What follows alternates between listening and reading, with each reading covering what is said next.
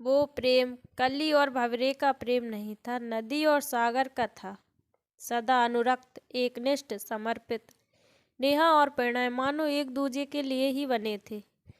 College में जन्मा प्रेम अब विवाह की दहलीज पर आ पहुंचा था।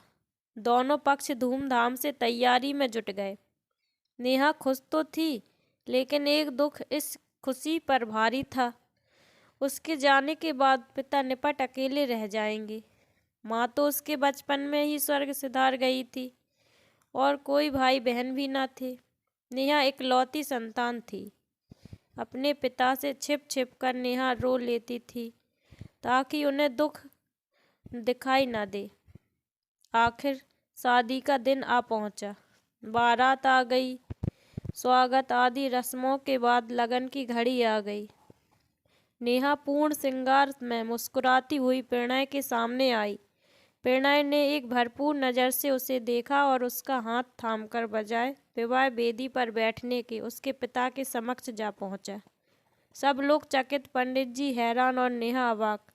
प्रणय ने नेहा के पिता को प्रणाम कर कहा, मुझे दहेज चाहिए। क्योंकि इस विषय पर अपनी बात ही नहीं हुई, इसलिए लगन से पहले ही सब कुछ तय हो जाना चाहिए। नेहा शर्म से जमीन में गड़ गई। इस लोभी के साथ विवाह के लिए उसने सारी मर्यादा तक पार रखकर पिता से वचन लिया था और उन्होंने भी पुत्री स्नेह के वशीभूत हो इसके विषय में खोजबीन न करते हुए हाँ कर दी थी।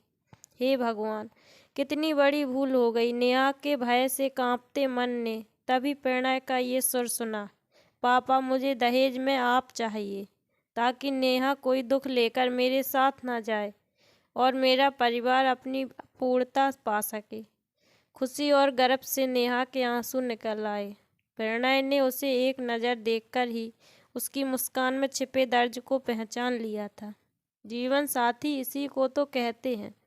उसके पापा ने आपत्ति लेना चाहा तो प्रणय ने ये कहते हुए रोक दिया, प्लीज़ पापा, मैं अधूरी जिंदगी नहीं जीना चाहता, आप हमारे साथ चलिए। नेहा ने प्रणय के माता पिता की आंखों में भी सहमति भरा सुकून देखा। उसके पिता के स्वीकृति देने के साथ ही लगन आरंभ हुए। उस दिन एक परिवार के साथ प्रेम ने भी मानो पूर्णता पा ली थी।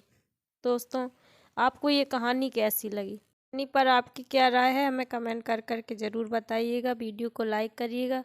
चैनल पर नए हो तो चैनल को सब्सक्राइब पर बगल की घंटी पर दबाइए।